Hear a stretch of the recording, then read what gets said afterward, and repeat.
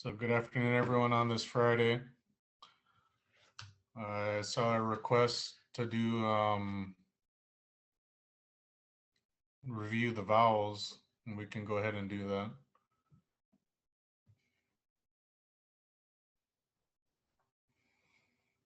And if I had a whiteboard, it'd be a lot easier for me to do that.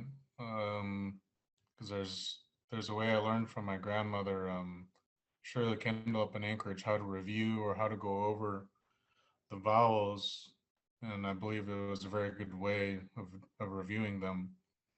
But we'll have to make do with what we have now. Um, Again, there are 8 different vowels in our language, and within those vowels, there's a short vowel and a long vowel. Usually start with the short vowels, and those are, one moment, the short vowel A,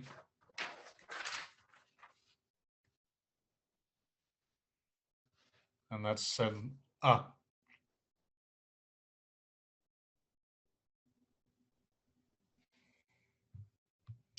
Thank you for the tip, Wrangle LSA. I'll check into that. So again, here's the vowel sound the letter A, ah, ah. And the English example we can use for this, my auntie Nora used was, wa, ah. And the Tlingit example we would use is tus, tus, tus.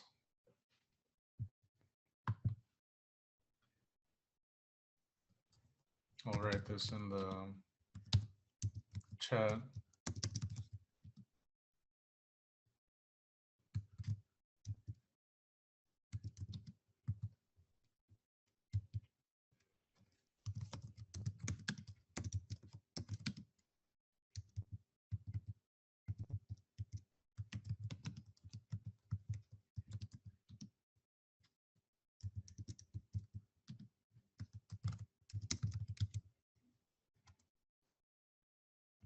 Oops.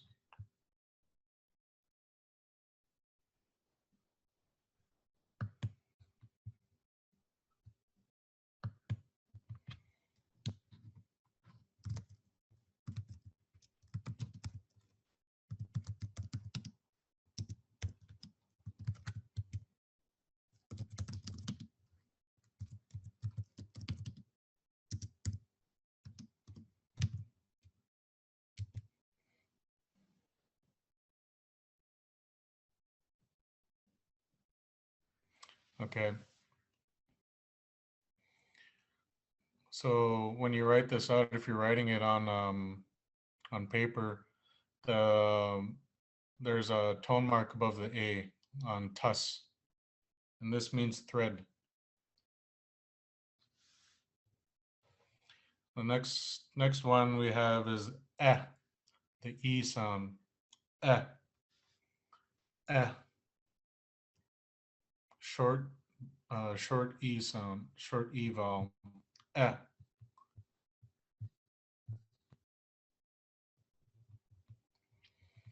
And our example for this one, English example, can be 10.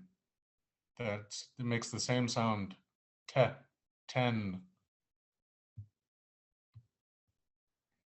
And the Tlingit example would be te, te.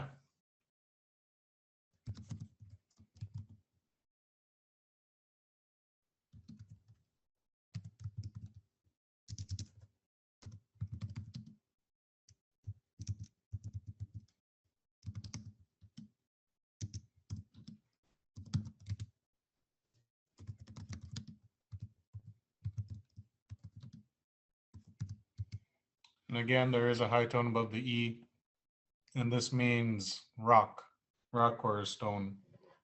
te, te, te,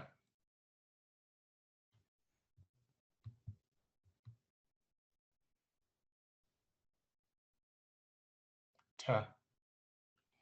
And the other one would be a short I sound, a short I vowel, sorry.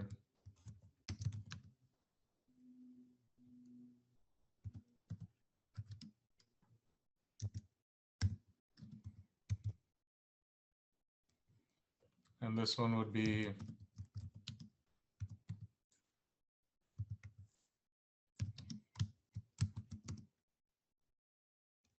hit, hit, like you hit something. That's that same short I.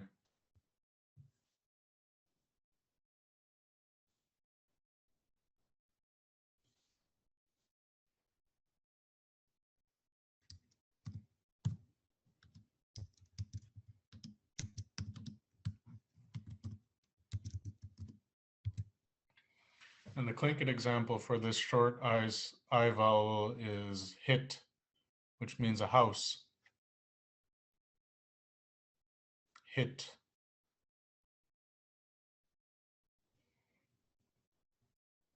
Like the house I'm from is Gao Hit, the drum house. That's the house I'm from, Gao Hit. So our example for that is a house. And our last short vowel is the U.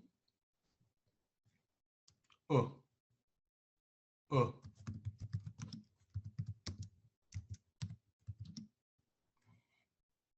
And our English example for this sound is put. Put. Put. And Tlingit, our Tlingit example will be gut. Gut. Gut, which means a dime.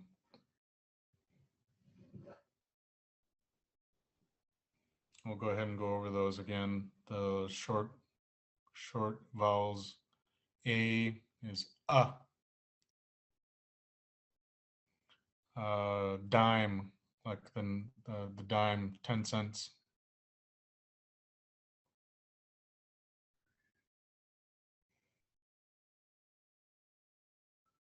Again, the short vowel a, tuss, tuss.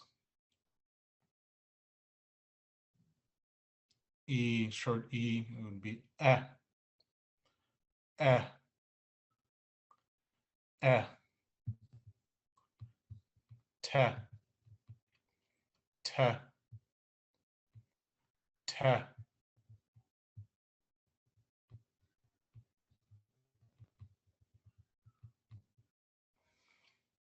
Next one, I, hit, hit, hit, hit. And our last short vowel is the U. Gut, gut, gut. And now we go to the long vowels. First one, ah. English example. The car, the Swedish car, Saab, ah. And our Tlingit example for this word, ton, ton, which means sea lion, ton, ton.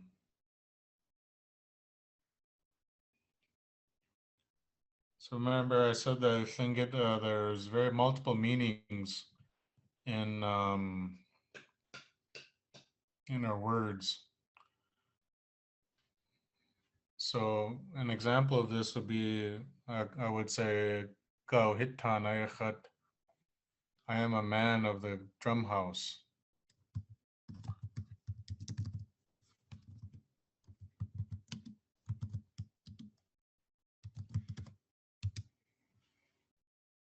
So tan, and if it's used at the end of a word and a noun, can mean a man or a woman of a house.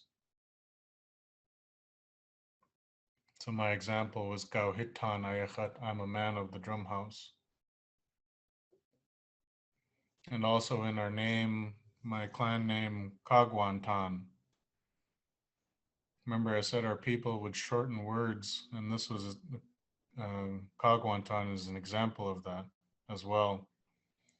The original name of our house was Kawakanihit, the house that burnt. And so then it became Kawakanihit Tan. And then from there, they shortened it again to Kagwantan. So that's how the name came about, from Kawakanihit to Kawakanihit Tan, and then shortened it from there to Kagwantan. And the next long vowel we have is the EI.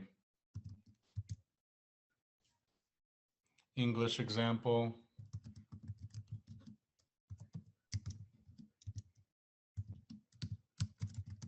Vein.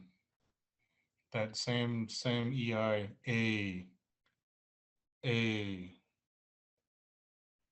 And the Tlingit example.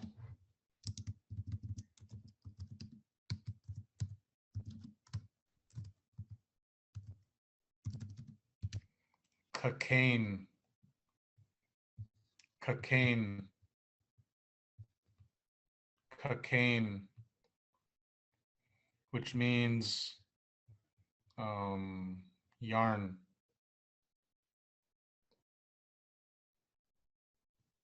Cocaine.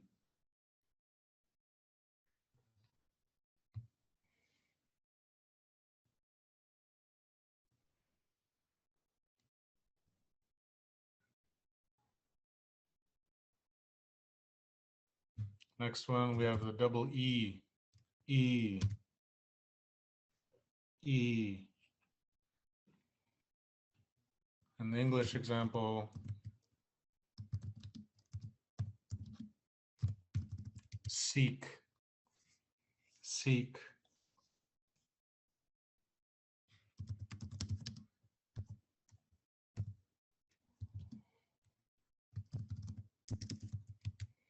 The Tlingit example is also seek, but there's a high tone above the first E, which means belt. Belt. Seek. Seek. Seek.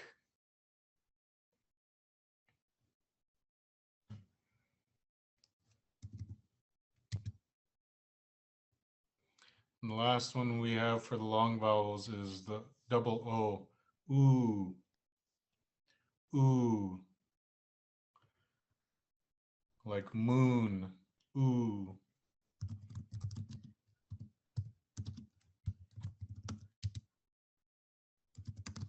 Tlingit example, douche.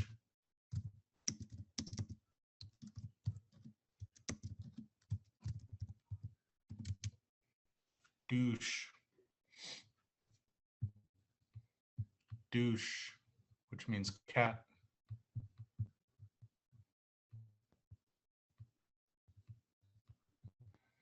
Any questions so far?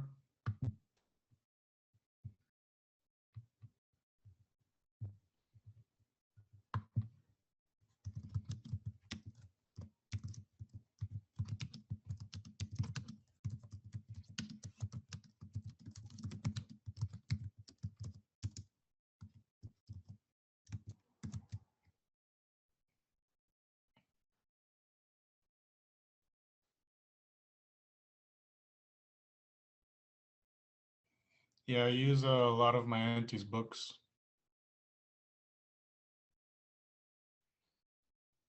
I use a lot of my auntie's books that she wrote with my Uncle Richard. So a lot of the examples and stuff will be coming from Beginning Lingít, written by Nora Downhauer, my dad's oldest sister. So those are some of the examples I use, and the one I'm using for now, with the examples is Tlingit spelling book, Spelled Cook. That's what I'm using. It's the older version.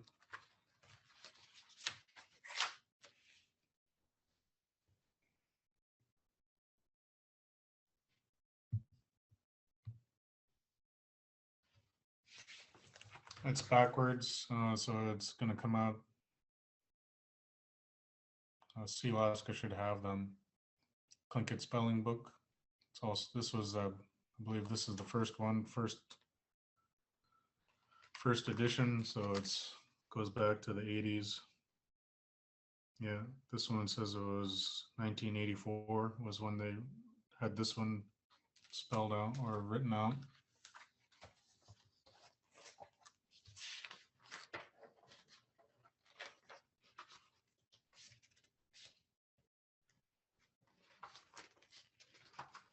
It's got a lot of good things in there. For example, also the Sneaky Sounds book is a very good one. It'll help teach you with some of the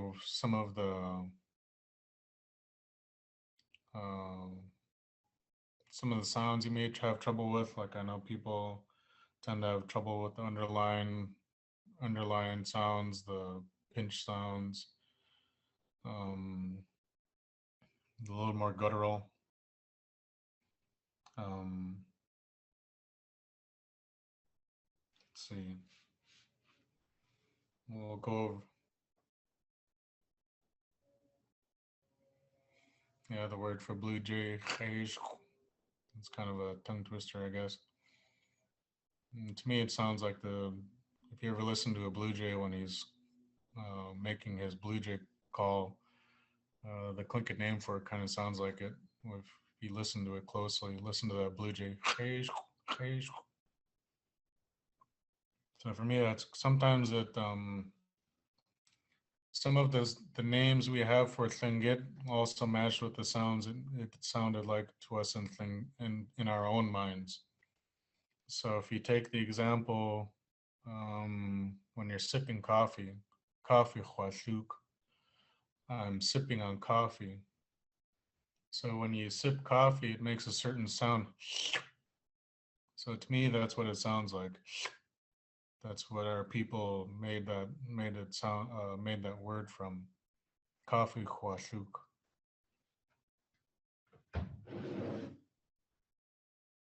Sipping coffee.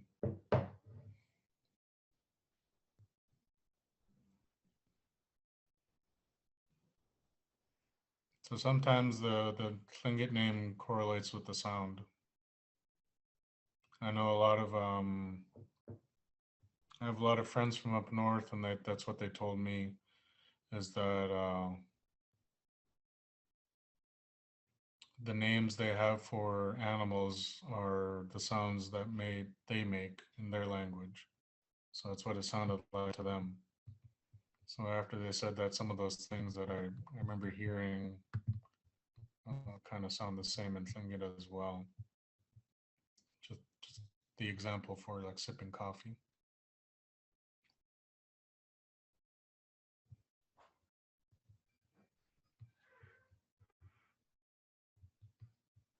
Does anybody have any other questions so far?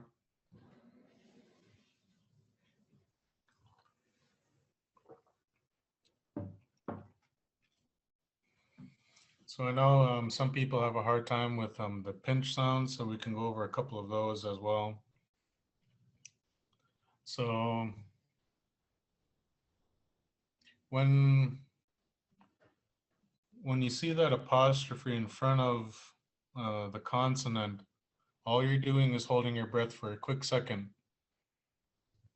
So here's the example. We'll go with CH first. In Tlingit, there's ch, and then there's ch.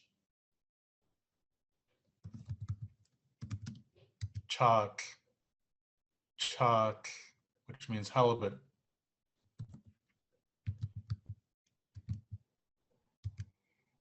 Chalk. Oops. Send this one out to everybody.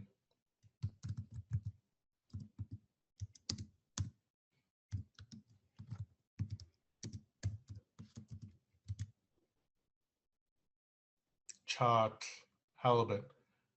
And there's a high tone above the A.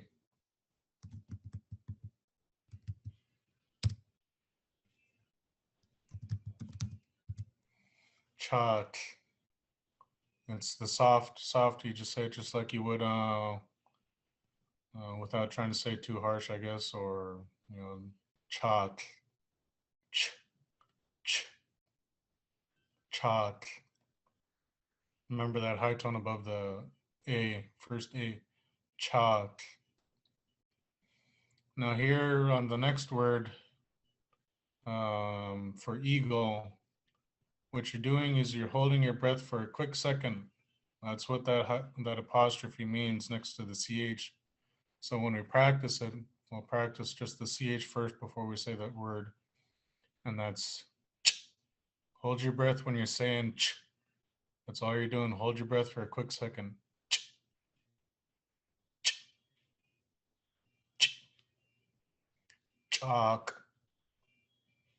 chalk, chalk, which means an eagle. Chalk.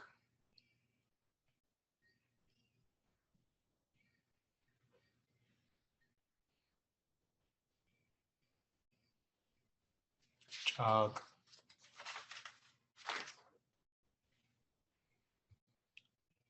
Remember, I said that Lingít, you got to be careful of how you say things. If you add the wrong sound to a certain word, you can change that whole meaning.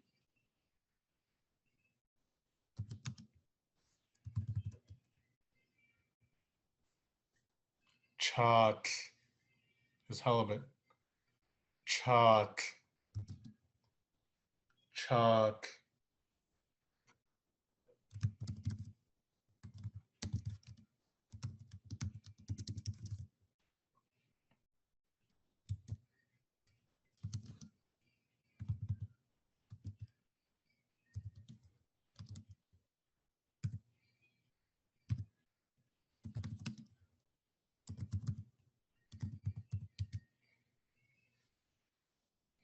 So here's an example of why it's important to say the sounds right. Dukak, his or her maternal uncle. Dukak,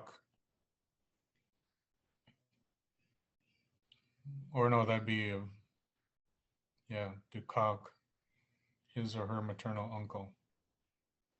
So your mother's brothers would be called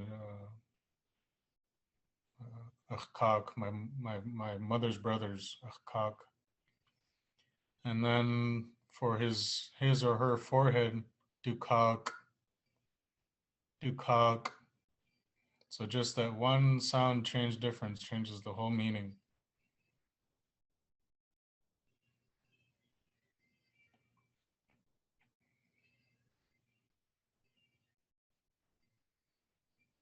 So remember when you're saying, when you see those pinch marks, all you're doing is holding your breath for a quick second. So when you're like the letter K, same thing, just k, k. But now when you see that apostrophe, what you're doing is holding your breath for a quick second. K,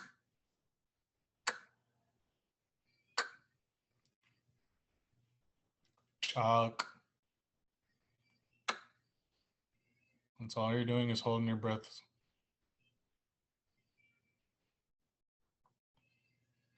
Now I'm not sure how to explain the underline, but you're saying it right here, like you're trying to swallow it almost. Ahwak. Ahwak. My eye. So anytime you say a body part, you have to It's got to be owned by somebody, or because it's still there. If I had a fake eye, and some people have fake eyes, or they're born without one, and they need that part, or somebody lost their tooth. So it's my teeth. But if I had a tooth that fell out, and when kids' teeth fall out, because it's not there anymore. So then the sound changes. But as long as it's still part of me or her or whoever's, it's that body part is still there. Akuk, akwak, my eye, because it's still here. But that K is set in the back of the throat.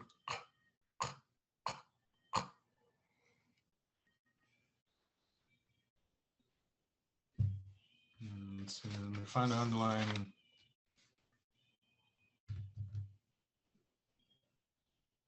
Okay, here's one.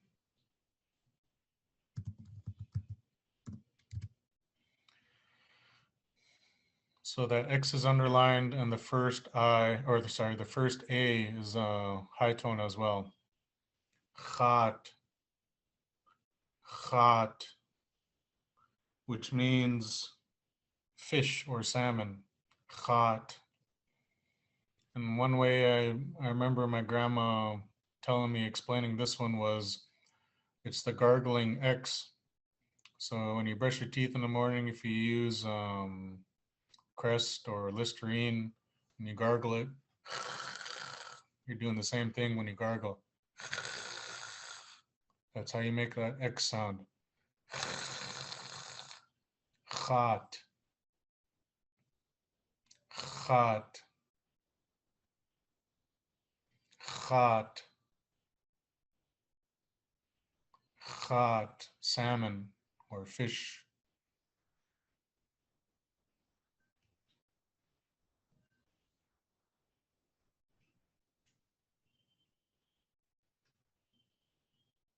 And okay. Chat.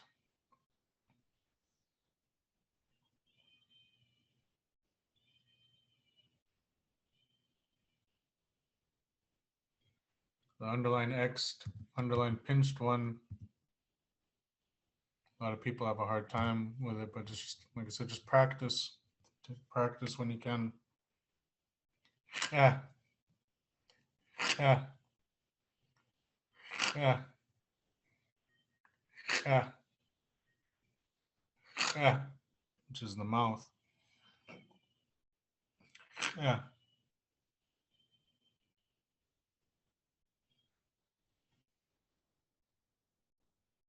I guess with that one, you're trying to gargle and then you pinch it off at the last second. Yeah. Yeah. Yeah. For some of you, you're gonna be retraining your muscles in your throat to say some of these words. Yeah. Yeah. But just don't get disheartened, or just be patient with yourselves again. And it takes practice, a lot of practice if you're not used to speaking Tlingit. I forgot the one X. Kind of they call they call it the hissing X. When a cat hisses at you, it kind of makes that sound. So that's the best way I can explain that one. And something that we all love.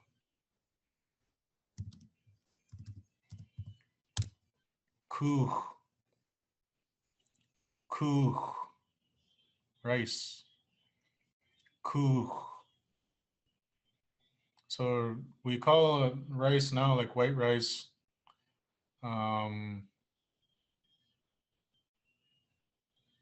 No, it doesn't have the underline under it. It's just a plain X.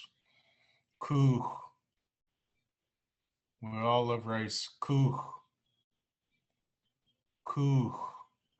So originally this was the name for wild rice we had. Kuh. And it looks, I think in English they call them chocolate lilies, if I remember right. It's a brown flower and grows yay high off the ground. And underneath it, underneath the roots, when you dig it up, you'll find it looks like rice underneath. You wash it and dry it. But that's kuh.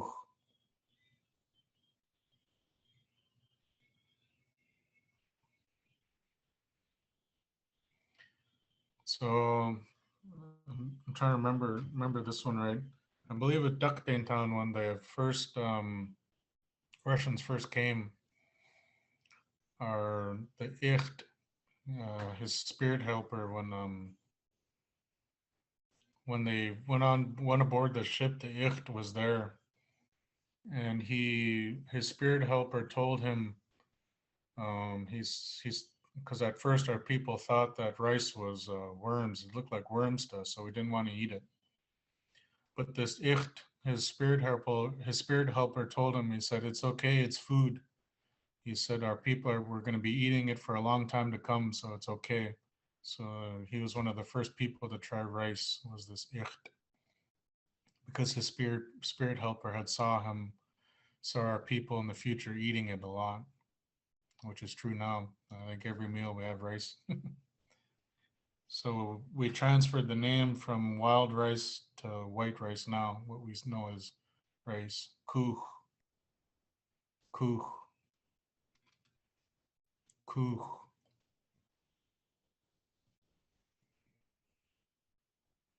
Any questions about some of these words, how to say it, or if you're having trouble with it?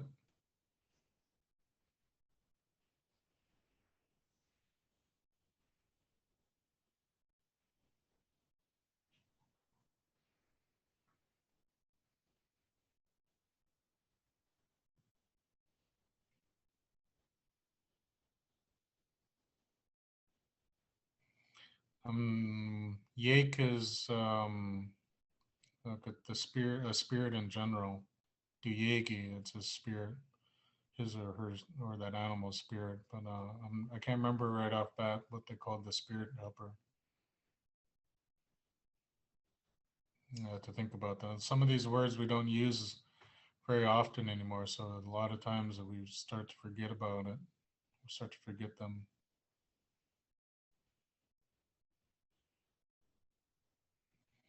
And then somebody asked to go over the underlying X again. So remember when you're gargling, when in the morning, if you when you brush your teeth or you're done brushing your teeth and you want to use Listerine, and you do what you do is when you take that Listerine, you're gargling, you gargle it. So you're doing that same thing. Hot fish, hot, hot, hot, hot, hot.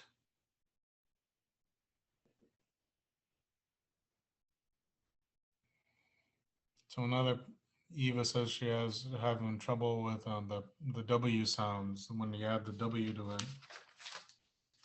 So when you see that W at the end of an X or a W, while you're saying it, you're pursing your lips. You keep your lips pursed when you say it. Um,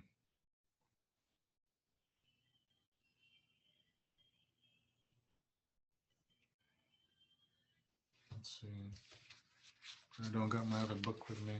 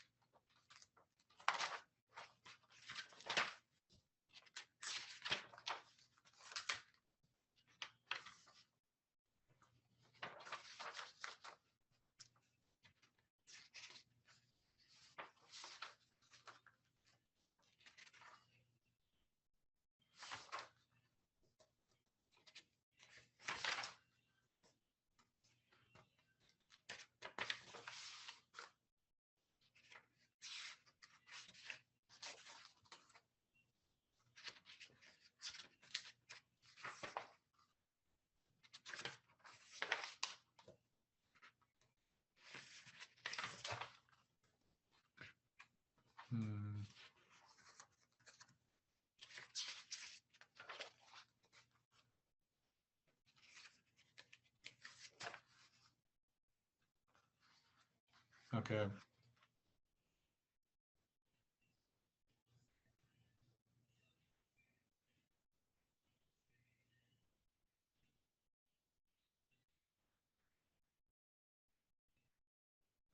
So the underline pinched X sound with the W. Remember, the all you're doing is you're pursing your lips when you say it. So the word for trout, what? So as I'm making that sound, my lips are pursed, saying it the whole time. What? What? What? The W next to it, all is telling you is to purse your lips when you say it. What? No, no, which is cloudberries. No, or an alder tree. Shoo, shoo, shoo.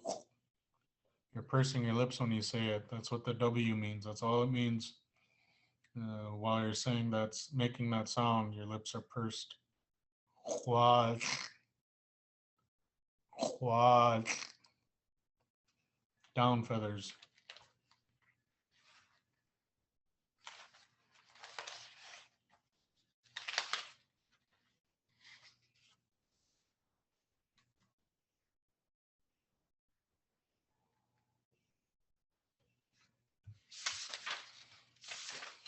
So let's look for an underlined G sound. Someone is having trouble with that as well. So here's an example why it's important to another one. Say it right. So gooch is a hill.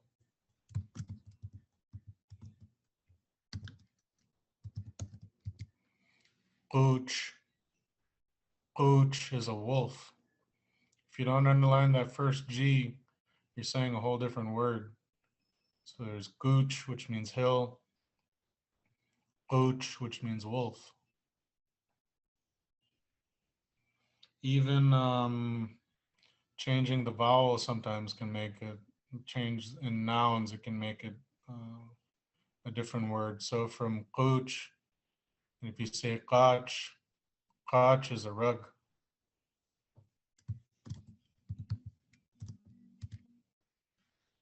So it's very important to say the word, especially nouns, I guess, right.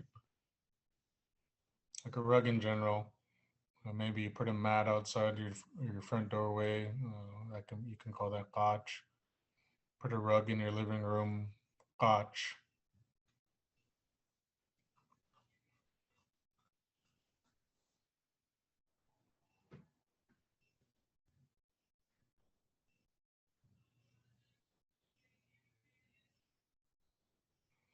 Here's another one that most people up here will say it this way.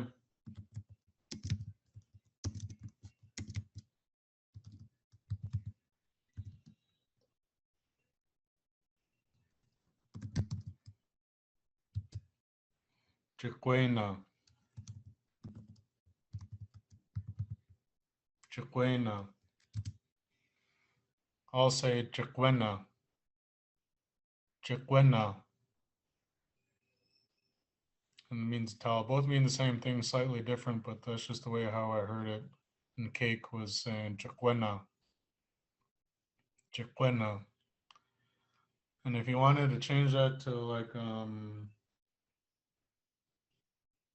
Guena is something that you just kind of do this motion with. You know, you're wiping it, wipe something off.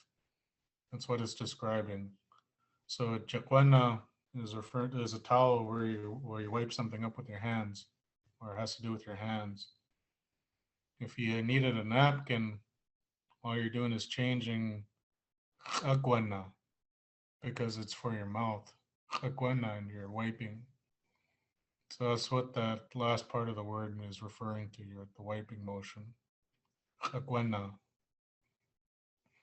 Or if you needed a tissue for your nose, Tliquena. Tliquena. because it's for your nose. It becomes for your nose. So chaquena, chaquena, chaquena is how I heard it in Cake when I was growing up there. So, but almost everywhere else will say chaquena, chaquena.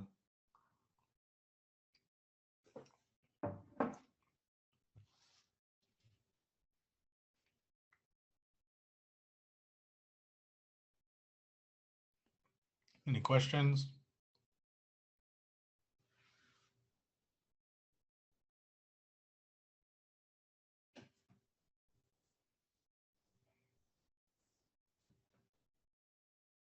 Everyone okay with the sounds and stuff right now?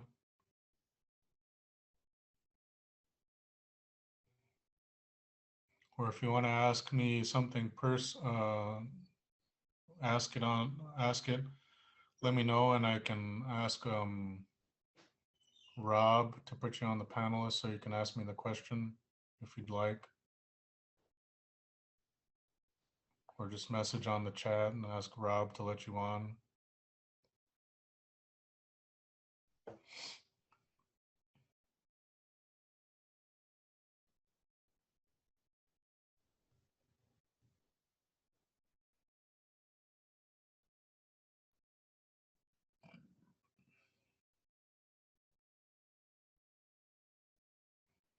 I'm in Juneau at the moment.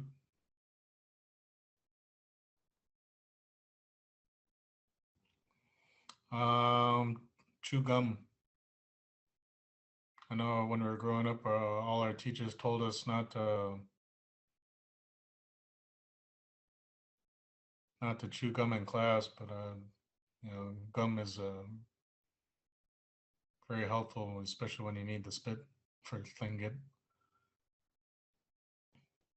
So the word for Devil's Club, tzacht, tzacht, tzacht. Again, this one has a few pinch marks in there. Tzacht, tzacht.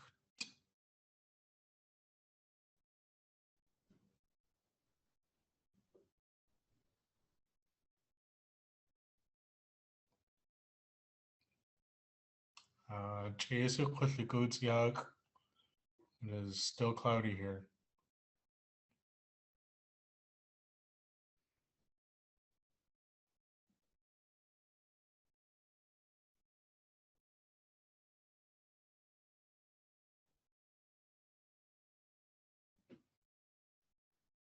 Any questions about these vowels and consonants we've gone over so far?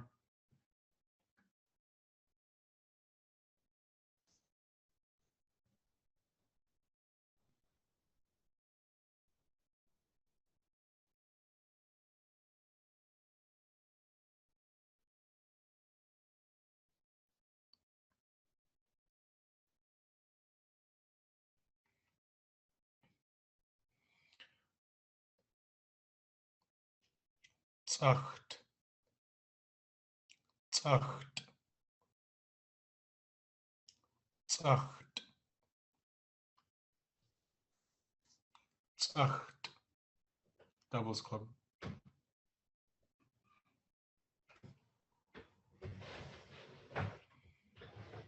Devil's Club is a very strong medicine. Most people, if you don't know if you're allergic to it or not, what they always told us to do is take part of it when it's fresh and rub it on the backside of your hand. And if you get a reaction to it, then you know you're allergic to it. But if nothing happens, then you know not to. So just a tip on that. Since we're on the subject of Devil's Club, just to be careful, mindful of that. Or if you're around kids, there's a few teachers around here and you don't know if the kids are allergic to it or not. That's what I would do too. And just take a small bit and rub it on the back side of their hand to see if they're allergic or not. Just to be careful and mindful of our kids.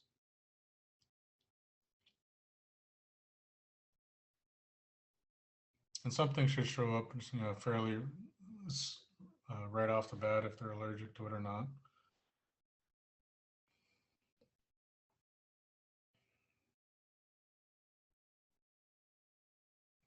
I know our people used to use it for tuberculosis as well. Um, my partner from Cake, she was talking to me about it, and she said when her grandparents, when they found out she had tuberculosis, she said they roasted it, and I'm not sure how they did it. She doesn't remember either, but they would take it and roast it, and then they would grind it up into a fine powder. She doesn't remember if it was, the main stalk or the bark. She doesn't remember which part it was. They roasted it, and then they'd mix it with hooligan oil. And she said when they mixed it up, they gave her a tablespoon of it, and when they gave it to her, it knocked her out for 2 days. But they gave it to her for a few days, and that's what cured the tuberculosis in her. And when the doctors went back to see what if there was anything left in her lungs from it, um, they said the only thing they found was scarring, the scars from the tuberculosis in her lungs, but she had been cured from it. So that's just how powerful Devil's Club can be. Um, and a lot of our medicines that we've lost, that's probably one of them. We're not sure how they did it, but that it was very strong and potent, and so it was cured tuberculosis for our people. And Devil's Club is a natural ginseng, so it's a natural ginseng. And I remember one of my other grandmas telling me that they would get the small ones and they would grind up the roots. They take the roots from the ones that were next to a creek, and then they would use that one when they dig up that one, clean the roots off real good, dry it, and then roast it and grind it. And they would do that, mix that with water when they would get sick. And so that was one part of the medicine I remember they did. But as for the one for tuberculosis, I'm not too sure. But that's just how powerful our medicines were. And another thing about when you're working with medicines, they said the opposite clan, anybody that was from your opposite, was always the strongest medicine that anybody could give to you. And it was very important that if you're doing medicines or working on food for anybody, that you thought nothing but good thoughts as you were working into this, or as you were working on it. Because they said if you thought any bad thoughts, just like when you're working, it shows. It shows in your work when you're mad, anything you're doing with your hands, it'll come out. So you have to think good thoughts when you're working on medicine or food. I remember them saying that because they're going to feel whatever you put into that. So that's why it's very important for you to be in a good state of mind while working on anything for anybody, even for yourself. My grandma always told me, she said, um, when you're working on food, if you're going to work on it, uh, you got to work on it like you're going to eat it. You're going to be the one eating it. And that's how you do it with working on food for others. You wouldn't give somebody something else that you wouldn't eat. So the same thoughts go into working on food and medicine, especially. You want those things to have you want to put, some people say they put your energy into it. You're thinking good thoughts and that's what you're doing. The people that are going to eat it or use it will feel those things, and it could make them even more sick. And you don't want that.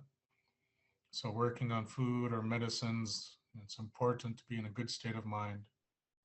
If you're frustrated with something, wait to work on it and then come back later. So just some things to remember as we're working on foods or medicines, whatever you're going to give to somebody.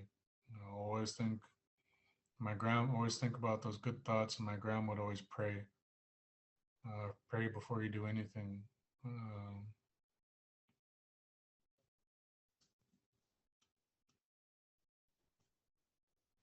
Any questions?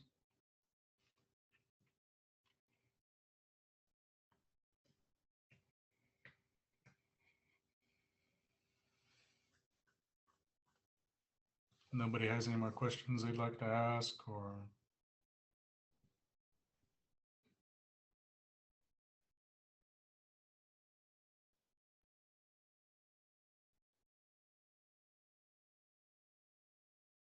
okay, if there's no more questions, we'll go ahead and finish.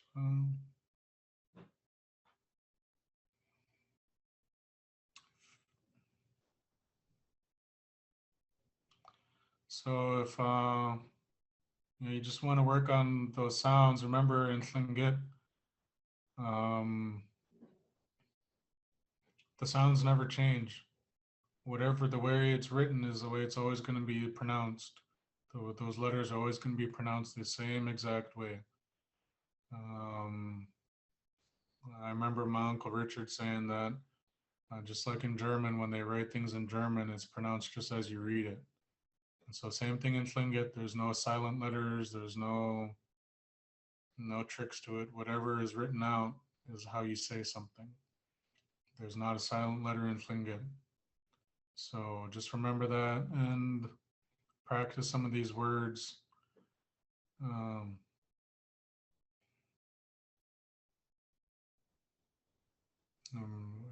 if you have a question for the next time, let me know, and I'll do what I can to help. If you're struggling with something, just let me know.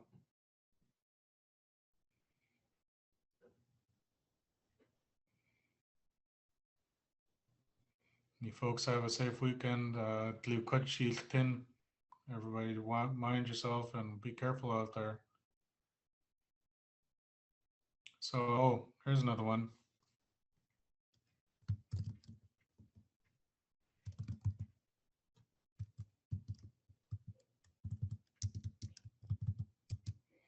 Shuchatzitza.